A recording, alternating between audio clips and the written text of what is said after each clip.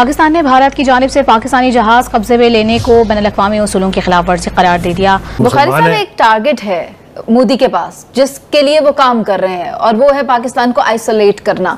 कि इंडिया ने एक केमिकल जो कि राइट कंट्रोल एजेंट्स इस्तेमाल करते हैं, जो कि एक चाइनीज वेसल जो थी जो कि पाकिस्तान की तरफ जा रही थी, उसे तमिलनाडु की पोर्ट के करीब से पकड़ लिया। भारत कहता है कि उन्होंने चाइना से पाकिस्तान जाने वाला कुछ ऐसा मटेरियल है जिसे बैंड केमिकल कहा जाता है, which can be used for weapons, which is a dual grade। कुछ ऐसे केमिकल उस कंसाइनमेंट में मौजूद थे जो इंटरनेशनली बैन है, जो ह्यूमैनिटी के लिए, ह्यूमन बीइंग के लिए नुकसानदेह हो सकते हैं। चीन का ये जहाज अगर पाकिस्तान पहुंच जाता तो अनर्थ हो जाता।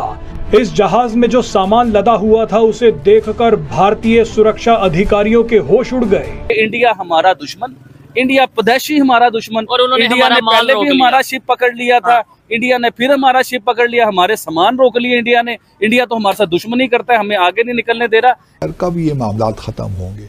और वो है कि हमें दबाए जा रहे हैं और हमारे यहाँ लोग बातें कर रहे हैं मुख्तलिफ किस्म की कि हम किस तरह भारत को एक लिहाज से उनके साथ एंगेजमेंट का प्रोसेस। इंडियन ओशन से जो कुछ भी गुजरेगा हम उस पर नजर रखेंगे, ये हमारी टेरिटरी है। This is a message to China and Pakistan. लेकिन क्वेश्चन ये है कि क्या इंडियन प्रोडक्ट्स जो इंडिया इंपोर्ट करता है या एक्सपोर्ट करता है वो पाकिस्तान के करीब जो इंटरनेशनल वाटर्स हैं वहां भी गुजरता है, चाइना के करीब से भी गुजरता है, किसी शिप को पकड़ लें। आवाम को रिलीफ तो आप दे नहीं सकते।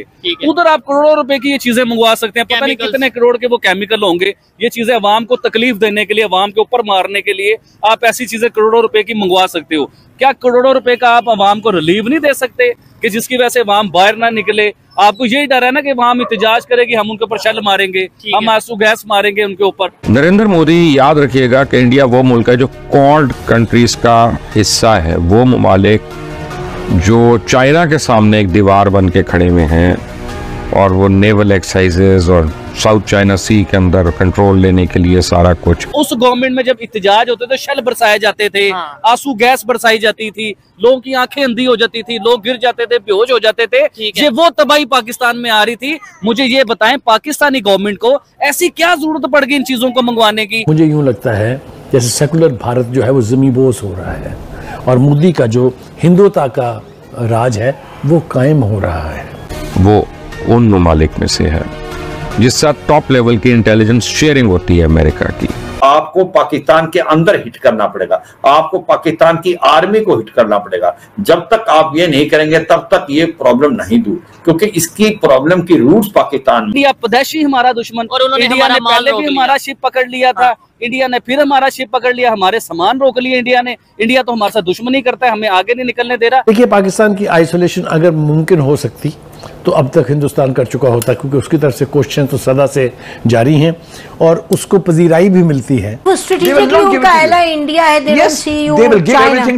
उन्होंने फैसला कर लिया है, आपके साथ क्लाइमेट चेंज में देंगे, आपके साथ स्कॉलरशिप्स देंगे, आपको वो इंटरनेशनल विजिटर्स प्रोग्राम में लगाएंगे, एग्रीकल्चर में देंगे, नॉन लीथल इक्विपमेंट।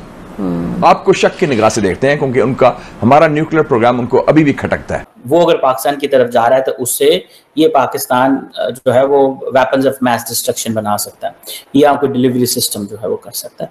ये उनका इंडिया का मौक़िफ़ है। इस बार मैं इंडिया को एप्रिशिएट करना चाहूंगा। ऐसी चीजें अगर आपने पकड़ी हैं तो वेल एंड गुड। इसका मतलब यह है कि इंडिया अपने आप को एज ए अब ग्रेट पावर के तौर पे, एस्पायरिंग ग्रेट पावर के तौर पे अपने फुटप्रिंट्स एस्टैब्लिश कर रहे हैं। मतलब कारगिल पे दे वेंट एंड, हालांकि वो खैर हमारा ब्लंडर था वो और बात है, लेकिन दे स्टूड विद इंडिया।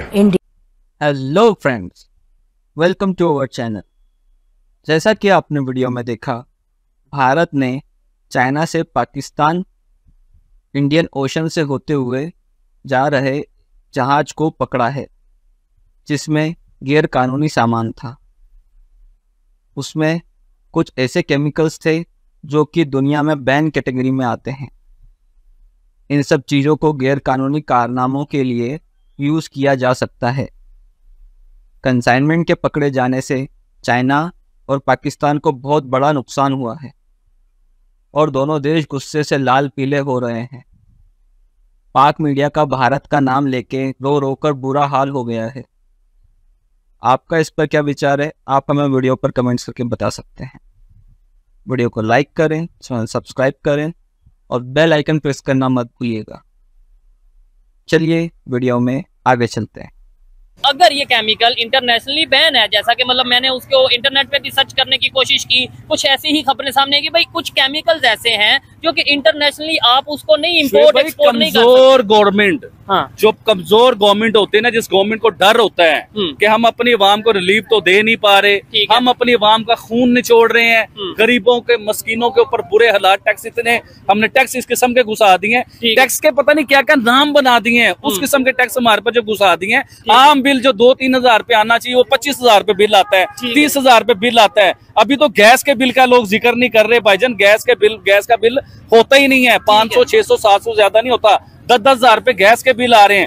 जब आप आवाम को आटा, दाल, चीनी, गैस, बिजली, ईच एंड एवरीथिंग, हर चीज में जब फंसा दोगे आवाम को, और वो जब वो आवाम का कानूनी हक है बाहर निकलना, इत्तिजाज करना, जब वो अपने इत्तिजाज के लिए बाहर निकलेगा तो आप ऐसी चीजें मंगवा रहे हो, आंसू गैस, शल वगैरह, जो फिर समटाइम तो मैंने ये भी सुना था कि एक्सपायर चलाए जा रहे हैं, जो एक्सपायर शल है वो आवाम के ऊपर चलाए जा रहे हैं। तो ये बातें जो है ना, ये बड़ी अजीब। लेकिन शुएब भाई आप सुनिए बात, सुनिए, आज आपने मुझे छेड़ दिया है। मैं इन बच्चों का भी साथ जिक्र करना चाह रहा था ना कि ये पाकिस्तानियों के लिए क्या कितना नुकसानदेह ये सारा सिस्टम, और दूसरे नंबर पे जो इस टाइम सिचुएशन बनी है, जो मुझे नजर आ रहा है कि प्रोटेस्ट वाली सूरत हाल तो नहीं नजर आ रही, क्योंकि जो पार्टी प्रोटेस्ट करती थी उसका लीडर तो जेल में है और पार्टी काफी टूटी टूटी नजर आ रही है। तो फिर किस चीज की मतलब गवर्नमेंट को टेंशन होगी, क्या कोई कश्मीर में या क्या, मतलब वो कहते हैं कि अभी इधर तक है, फिर इधर तक आएगा, फिर सर तक आएगा। जब सर से पार हो जाएगी ना, जब ये अवाम ने बाहर निकलना है, ये अवाम भी तो हमारी बड़ी ढीठ है ना, बाहर निकलती ही नहीं है, क्योंकि अवाम के ऊपर जुल्म हो रहा है। जब जुल्म नहीं होगा, आप जुल्म के खिलाफ खड़े नहीं होगे, तो जालिम तो आपके ऊपर जुल्म करते जाएंगे, हुक्मरान और जाबर बन जाएंगे।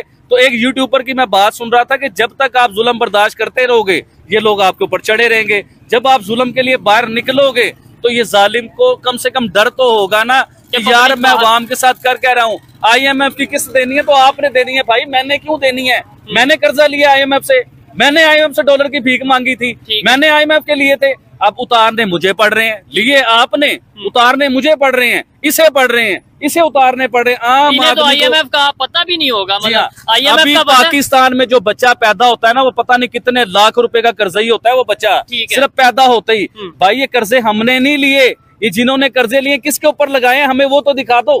पाकिस्तान को डेवलप कर नहीं सके आप, पाकिस्तान दुनिया में कितना पीछे आ गया है, पाकिस्तान के पासपोर्ट की जो इज्जत हो रही है पूरी दुनिया में, वो आपको नजर आ रहा है क्या हो रहा है? अगर आपने इतने कर्जे लिए थे तो हमें डेवलप करते। तो फ्रेंड्स, आपको हमारा ये वीडियो कैसा लगा, आप हमें कमेंट्स करके बता सकते हैं। वीडियो को लाइक करें, चैनल को सब्सक्राइब करें और बेल आइकन की घंटी बजाना मत भूलिएगा। Thank you.